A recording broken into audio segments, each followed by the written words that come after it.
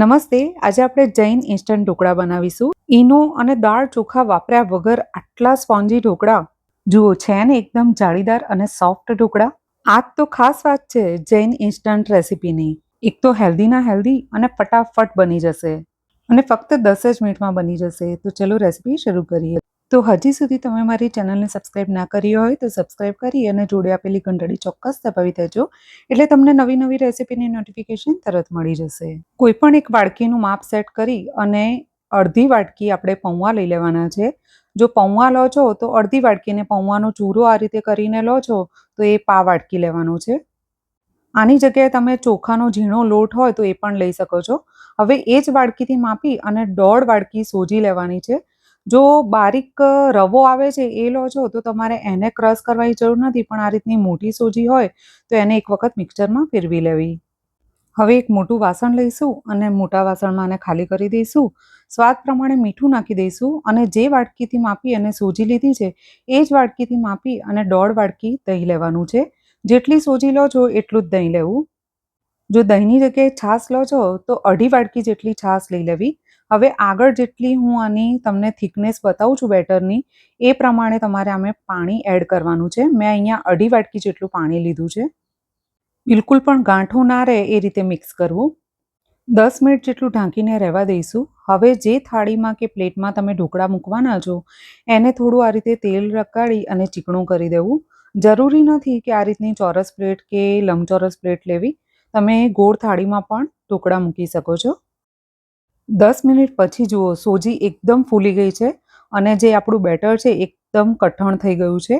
હવે આમાં થોડું તેલ નાખી દઈશું, 2 મોટી ચમચી જેટલું, અને જે બેકિંગ સોડા આવે છે, ખાવાનો સોડા, એ નાખી દેવાનો છે અને એની ઉપર 1.5 મોટી ચમચી ભરી અને લીંબુનો રસ નાખી દઈશું.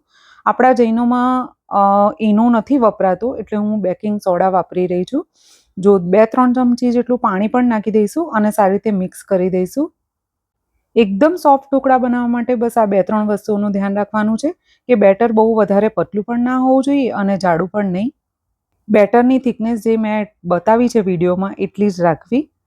પૌવા અને સોજીને એકદમ ક્રશ કરીને લેવા અને જેટલું મેં મેઝરમેન્ટ આપ્યું છે એ પ્રમાણે જ લેવા.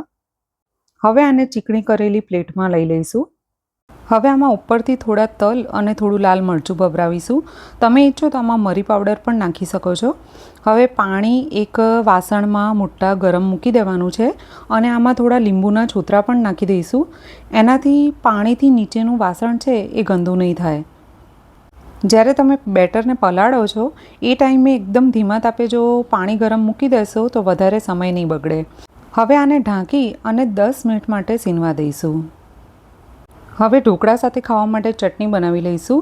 જેના માટે થોડી કોથમીર લઈ લઈશું, થોડા પુદીનાના પત્તા લઈ લઈશું, 2 લીલા તીખા મરચાં અને 2 ફીકા મરચાં લઈ લઈશું. જો ફીકા મરચાં ના હોય તો અડધું કેપ્સિકમ મરચું લઈ લેવું.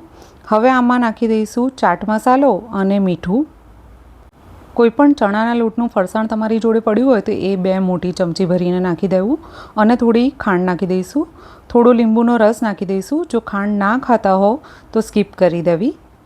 હવે થોડું પાણી નાખી આને ક્રશ કરી દઈશું.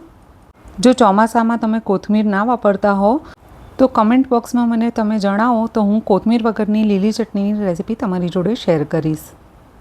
જુઓ આ રીતની થોડી પતલી ચટણી બનાવીને તૈયાર કરીશું. હવે ઢોકળા ચેક કરી લઈશું.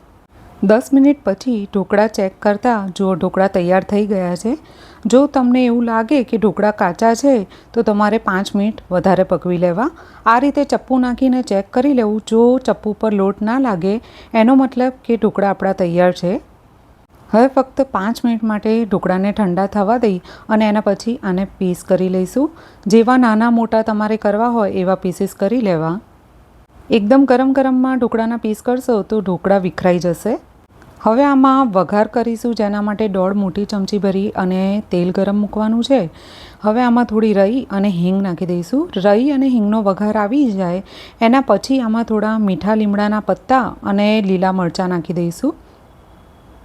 ઢોકળા મોઢામાં વાગે નહીં એના માટે 2 થી 3 મોટી ચમચી ભરી અને પાણી નાખી દઈશું અને આમાં એક ઉભરો આવવા દઈશું. જેવો જ પાણીનો ઉભરો આવી જાય એટલે ગેસને બંધ કરી અને પછી આ વઘાર ઢોકળામાં આ રીતે છૂટો છૂટો નાખી દઈશું. વઘાર કર્યા પછી 5 થી 7 મિનિટમાં જ આને ગરમા ગરમ તમે સર્વ કરી શકો છો. દાળ ચોખા વાપર્યા વગર અને ફર્મેન્ટેશન લાવ્યા વગર ફટાફટ બની જતા આ જૈન ઇન્સ્ટન્ટ ઢોકળાની રેસીપી તમને ગમી કે નહીં? જો જૈન સ્ટાઇલમાં બનાવેલા આ ઢોકળાની રેસીપી ગમી હોય તો લાઇક કરી અને શેર કરવાનું ના ભૂલતા, અને ચેનલને મારી હજી સબસ્ક્રાઈબ ના કરી હોય તો પ્લીઝ ચેનલને સબસ્ક્રાઈબ કરી લેજો.